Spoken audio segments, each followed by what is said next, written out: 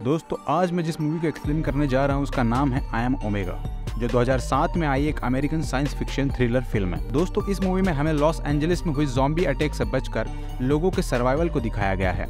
असल में यहाँ के लोग किसी जेनेटिक इन्फेक्शन से इफेक्टेड होकर जंगली प्रजाति में बदल जाते हैं। वो स्पीड में नॉर्मल ज़ॉम्बी से बहुत तेज और शातिर दिमाग के होते हैं। मूवी के स्टार्टिंग सीन में हम लॉस एंजलिस में घर में फंसी लेडी और उसके बेटे को देखते हैं, जो ज़ॉम्बी अटैक से बचने के लिए सिटी छोड़कर जाने वाले होते हैं। लेकिन कार में बैठने पर उस लेडी को याद आता है कि कार की चाबी घर में ही रह गई है, इसलिए वो चाबी को लेने घर में चली जाती है। तभी वहाँ ज़ॉम्बी आ जाता है, जो उस लेडी को जान से मारकर वहाँ से भाग जाता है। उस लेडी का बेटा अपनी कार में बैठकर ये सब देख रहा होता है। वो उस ज़ॉम्बी के जाने पर अपनी माँ को देखने के लिए कार से बाहर आता है, जहाँ एक दूसरा ज़ॉम्बी उस कार के नीचे छुपा हुआ था, जो उस लड़की के बाहर निकलने पर उसे भी जान से मार डालता है। जिसके बाद हम उस लेडी के हस्बैंड को देखते हैं, जो इस मूवी का लीड एक्टर है।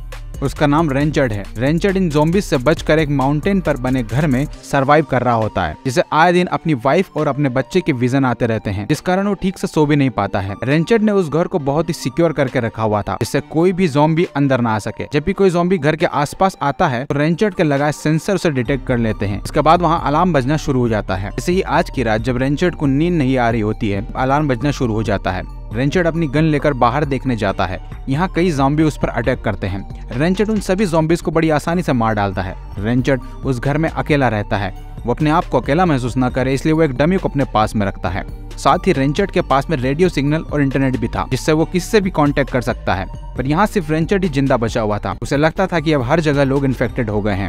अब रेंचर्ड सोने के लिए जाता है, तभी उसके रेडियो चैनल पर लोगों की आवाजें आती हैं, जिन पर ज़ॉम्बीज हमला कर रहे थे। लोगों की चिल्लाने की आवाज को सुनकर रेंचर्ड बहुत ज्यादा डिस्टर्ब हो जाता है, इसलिए उसे नींद नहीं आती और वो अपने लैपटॉप को चलाने लगता है। तभी उसके लैपटॉप पर एक वीडियो कॉल आता है, लेकिन रेंचर्ड उस कॉल को पिक नहीं करता, क्योंकि अब उसे किसी से मतलब नहीं था। वो बस अकेला रहना चाहता था। अगली सुबह वो उठकर ज़ॉम्बीज से लड़ने और बचने के लिए प्रैक्टिस करने लगता है। रेंचर्ड को अपनी फैमिली खोने का बहुत ज्यादा अफसोस था, क्योंकि वो उन्हें बचा नहीं पाया था, इसलिए उसे अपनी फैमिलीज के हैप्पी मोमेंट के विजन आते हैं। जिसके बाद हम उसे कुछ बॉम्ब्स लेकर कहीं जाता हुआ देखते हैं। वो एक कार रिपेयरिंग शॉप पर पहुंचता है, जहां से उसे कुछ ड्रिंक और पेट्रोल मिलता है।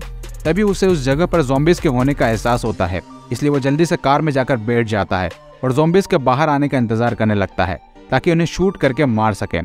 लेकिन ज़ॉम्बीज बाहर नहीं आते हैं, इसलिए रेंचर्ड वहां से उन्हें बिना मारे ही निकल जाता है। इसके बाद रास्ते में रेंचर्ड को एक खरगोश दिखाई देता है। वो उस खरगोश को पकड़ने लगता है, तभी वहाँ एक ज़ॉम्बी आ जाता है, जिससे बचकर रेंचर्ड जल्द ही अपनी कार में बैठ जाता है और शूट करके ज़ॉम्बी को मार डालता है। अब थोड़ी दूर आगे जाने पर रेंचर्ड अपनी कार को रोकता है और उस जगह पर एक टाइम बम लगा देता है। फिर अपने मैप को चेक करके वहाँ से पैदल ही दूसरी लोकेशन पर निकल जाता है, जो कि एक अंडरग्राउंड प्लेस थी। रेंचर्ड वहाँ भी एक टाइम बम लगा देता है, पर यहाँ पर एक ज़ॉम्बी उस पर अटैक करता है, जिसे रेंचर्ड मार डालता है। असल में रेंचर्ड सिटी के सभी स्ट्रेटेजिक पॉइंट्स पर टाइम बम लगा रहा था, जिससे कि पूरी सिटी में ब्लास्ट हो जाए और वहाँ पर सभी ज़ॉम्बीज उस ब्लास्ट में मारे जाएं। जिसके बाद रेंचर्ड सिटी के अंदर अपने घर पर जाता है। वहाँ से वो अपनी फैमिलीज की मेमोरीज, जैसे वीडियो क्लिप्स, अपनी वेडिंग में पहना हुआ सूट माउंटेन पर बने अपने घर में ले जाता है।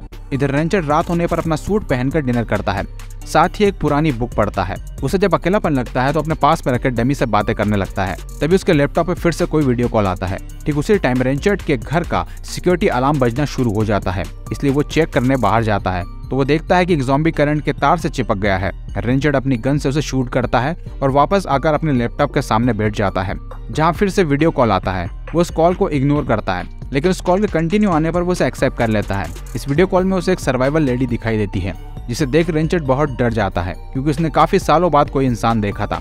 उसे अभी तक लग रहा था कि उसके अलावा कोई भी सर्वाइवल नहीं बचा है। रेंचर्ड उस लेडी को देख इतना डर जाता था कि घर के बाहर निकलकर सारी लाइट ऑफ कर देता है।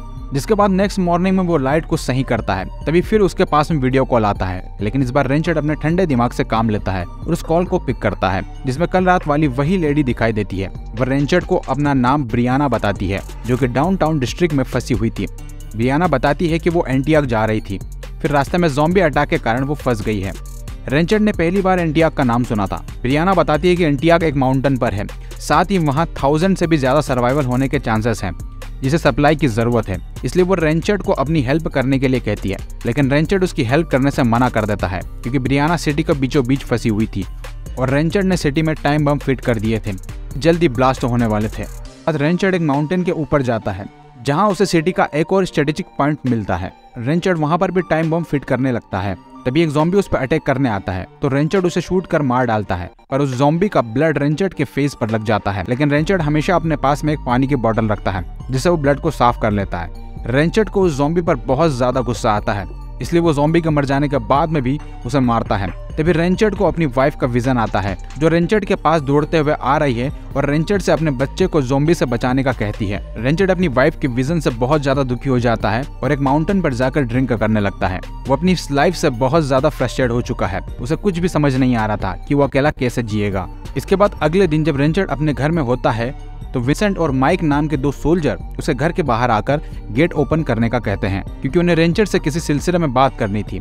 विंसेंट रेंचर्ड को कहता है कि वो ब्रियाना नाम की लड़की के बारे में बात करना चाहते हैं। वो अपनी रेसिडेंसी एंटियोक बताते हैं जहां ब्रियाना जाने का कह रही थी, इसलिए रेंचर्ड उन दोनों को अंदर आने देता है और उनसे यहाँ आने का कारण पूछता है, जिस पर विंसेंट कहता है कि वो ब्रियाना को रेस्क्यू करने जाने वाले हैं और रेंचर्ड को साथ चलने का कहते हैं, लेकिन रेंचर्ड उन्हें मना कर देता है। तभी वो दोनों रेंचर्ड को बताते हैं कि उन्हें पता है कि उसने पूरी सिटी में टाइम बम लगा के रखे हैं और उनकी नज़र रेंचर्ड की सारी हरकतों पर है, मगर वो बस उस लड़की को बचाना चाहते हैं, जिसके बाद वो रेंचर्ड को अकेला छोड़ देंगे। रेंचर्ड को समझ नहीं आता है कि वो दोनों उस लड़की को बचाने के लिए इतने सीरियस क्यों हैं, इसलिए वो विंसेंट से उस लड़की को बचाने का खास कारण पूछता है, जिस पर विंसेंट बताता है कि उस लड़की के ब्लड में एंटीवायरस है जो कि ज़ॉम्बीज़ के इन्फेक्शन से बचा सकता है। रेंचर्ड सारी बात सुनने के बाद में भी उनके साथ चलने से मना कर देता है, जिससे उन दोनों को रेंचर्ड पर गुस्सा आता है और वो रेंचर्ड के घर को ब्लास्ट कर देते हैं। लेकिन रेंचर्ड सही टाइम पर घर से बाहर आ जाता है और वो दोनों रेंचर्ड पर गन पॉइंट करते हैं और साथ चलने का कहते हैं। इसके बाद वो ब्रियाना से कांटेक्ट कर रेंचर्ड की बात करवाते हैं। ब्रियाना रेंचर्ड को अपनी लाइव लोकेशन बताती है। तब वहाँ कुछ ज़ॉम्बीज़ आकर उन पर अटैक कर देते हैं। फिर ज़ॉम्बीज़ से उन तीनों की फाइट होती है और वो तीनों मिलकर सभी ज़ॉम्बीज़ को मार डालते हैं। विंसेंट रेंचर्ड के घर को ब्लास्ट करने पर सॉरी बोलता है। रेंचर्ड उनके साथ चलने के लिए तैयार था, इसलिए वो विंसेंट को बताता है कि कई साल पहले यहाँ सॉल्ट वाटर चैनल बिल्ड किए गए थे जो कि सिटी के अंदर जाने का सेफेस्ट रास्ता है, लेकिन यहाँ कई गैस लाइन है, इसलिए उन्हें गन फायर करने से मना करता है। जिसके बाद वो ब्रियाना की लोकेशन को ट्रैक करते हुए चैनल से सिटी के अंदर जाते हैं, जहाँ थोड़ी ही दूर जाने पर विंसेंट और माइक गाना गाने लगते हैं। रेंचर्ड उन दोनों को शोर मचाने के लिए मना करता है क्योंकि उनकी आवाज सुनकर ज़ॉम्बी वहां आ सकते हैं, पर वो दोनों रेंचर्ड की बात नहीं सुनते हैं। तभी एक ज़ॉम्बी उन पर अटैक कर देता है जिसमें माइक की डेथ हो जाती है। रेंचर्ड विंसेंट को जल्द ही चैनल के बाहर निकलने का कहता है, पर विंसेंट माइक को साथ लाने का बोलता है और रेंचर्ड से ब्रियाना को रेस्क्यू करने का कहता है। वो ब्रियाना की लोकेशन पर पहुंच जाता है, लेकिन एक ज़ॉम्बी उसकी गन को छीनकर फेंक देता है और रेंचर्ड पर अटैक करने लगता है। तभी ब्रियाना वहां आ जाती है और उस ज़ॉम्बी को शूट कर रेंचर्ड को बचा लेती है। इसके बाद वो रेंचर्ड को थैंक्स बोलती है क्योंकि वो अपनी लाइफ को रिस्क में डालकर उसे बचाने आया था। ब्रियाना कहती है कि वो एक और कॉल करके देखेंगे जिससे उनकी मदद के लिए एंटियोक से कुछ सोल्जर आ सके, लेकिन रेंचर्ड ऐसा करने से मना करता है और बताता है कि 24 घंटे में सिटी ब्लास्ट होने वाली है। ये सुनकर ब्रियाना उससे कई सवाल करने लगती है। रेंचर्ड को ब्रियाना के कई सवाल करने पर अपनी वाइफ की याद आ जाती है क्योंकि वो भी उससे इसी तरह से सवाल किया करती थी, लेकिन रेंचर्ड ब्रियाना को कुछ नहीं बताता और जल्दी सिटी से बाहर जाने का कहता है। अब जैसे ही वो गेट पर जाते हैं तो वहाँ बहुत सारे ज़ॉम्बीज़ होते हैं, इसलिए वो दोनों पीछे के गेट से बाहर जाते हैं, जहाँ रास्ते में रखे डस्टबिन से ज़ॉम्बी बाहर निकलता है जिसे ब्रियाना गन से शूट करने लगती है, लेकिन रेंचर्ड ऐसा करने से मना करता है क्योंकि अगर ज़ॉम्बीज़ का ब्लड उसकी बॉडी पर लगेगा तो वो इन्फेक्टेड हो सकते हैं, इसलिए रेंच डस्टबिन में डालकर उस ज़ॉम्बी को मार डालता है। जिसके बाद वो एक पार्किंग लॉट में जाते हैं जहाँ से एक कार को लेकर वो सिटी से बाहर निकल सके। रेंचर्ड ब्रियाना को मैनुअल गियर कार ढूंढने का कहता है क्योंकि मैनुअल कार को वो जल्दी स्टार्ट कर सकते हैं, लेकिन ब्रियाना उसकी बात नहीं समझती और रेंचर्ड से सवाल करने लगती है, इसलिए रेंचर्ड उसे अपने पास ही रहने का बोलता है और कार ढूंढने चला जाता है। पर ब्रियाना रेंचर्ड के साथ न जाकर दूसरी ओर चली जाती है और दोनों ही मैनुअल कार ढूंढने लगते हैं। तभी एक ज़ॉम्बी ब्रियाना पर अटैक कर देता है, लेकिन रेंचर्ड उस ज़ॉम्बी को मारकर उसे बचा लेता है। इसके बाद रेंचर्ड देखता है कि उस ज़ॉम्बी ने ब्रियाना के फेस पर स्क्रैच कर दिया है, इसलिए वो जल्दी से पानी लाकर उस घाव को साफ करने का कहता है। वो बताती है कि उसे इन्फेक्शन नहीं हो सकता क्योंकि उसके ब्लड में कुछ है जो उसे इन्फेक्टेड होने से रोकता है, इसलिए वो जल्द से जल्द एंटियोक जाना चाहती है जहां ब्रियाना के फादर उसके ब्लड से वैक्सीन बना सके और लोगों को इन्फेक्शन से बचा सके। दोनों को एक कार नजर आती है, लेकिन वो मैनुअल कार नहीं होती और ब्रियाना को फोर्स करने पर रेंचर्ड उसे स्टार्ट करता है, जो स्टार्ट होकर वापस बंद हो जाती है। ठीक उसी समय वहां ज़ॉम्बीज़ आ जाते हैं। ज़ॉम्बीज़ से फाइट करने के लिए रेंचर्ड कार से बाहर आ जाता है, जहां हम रेंचर्ड और ज़ॉम्बीज़ की फाइट देखते हैं। लेकिन ब्रियाना अपने आप को बचाने के लिए कार स्टार्ट करके भाग जाती है। यहाँ रेंचर्ड देखता है कि ज़ॉम्बीज फिर से लड़ने के लिए खड़े हो रहे हैं, इसलिए वो भी उनसे बचकर वहाँ से भागने लगता है। तभी पार्किंग लॉट रास्ते में ब्रियाना रेंचर्ड को पिकअप कर उसे ज़ॉम्बी से बचा लेती है। उन दोनों के पास सिटी से बाहर निकलने के लिए सिर्फ 4 घंटे होते हैं, क्योंकि 4 घंटे बाद सिटी ब्लास्ट हो जाएगी। तभी रास्ते में ज़ॉम्बीज अटैक के कारण उनकी कार का एक्सीडेंट हो जाता है, जिसमें ब्रियाना बहुत घायल हो जाती है, पर रेंचर्ड उसे उठाकर पीछे आ रहे ज़ॉम्बीज से उसे बचाता है। थोड़ी ही दूर जाने के बाद में वहाँ विंसेंट पहुंच जाता है। अब विंसेंट और रेंचर्ड दोनों ज़ॉम्बीज से फाइट कर उन्हें मार डालते हैं, जिसके बाद विंसेंट रेंचर्ड को शूट करके इंजर्ड कर देता है। फिर ब्रियाना को थप्पड़ मारकर उसे बेहोश कर देता है और अपनी वैन में बिठा देता है। रेंचर्ड विंसेंट के ऐसा करने का कारण पूछते हैं, जिस पर वो बताता है कि वो नहीं चाहता कि इस इन्फेक्शन पर कोई भी वैक्सीन बने, क्योंकि उसे सर्वाइवल लाइफ जीनी है, जहां वो अपनी मर्जी से सर्वाइव कर सकता है। अगर वैक्सीन बन गई तो लोग फिर से पहले जैसे हो जाएंगे, फिर से वही बीमारियां, गरीबी, परेशानी आ जाएगी। ये कहकर वो ब्रियाना को लेकर वहां से भाग जाता है। इधर रेंचर्ड घायल होते हुए भी कार को चालू करता है, और जब कार चालू नहीं होती है तो उसे धक्का मार के चालू करने की कोशिश करता है। अब मॉर्निंग होने पर हम रेंचर्ड को कार हाईवे पर खड़ा देखते हैं। रेंचर्ड अब तक बहुत ज्यादा घायल हो चुका था। तभी वो विंसेंट की वैन को हाईवे पर जाते हुए देखता है और कार को धक्का लगाकर चालू करने लगता है। साथ ही सिटी में ब्लास्ट होने में बस 18 मिनट बचे हुए होते हैं। रेंचर्ड की कोशिश करने पर उसकी कार स्टार्ट हो जाती है और वो ब्रियाना को बचाने निकल जाता है। यहाँ विंसेंट ब्रियाना को मारने से पहले उसके साथ जबरदस्ती करने की कोशिश करता है।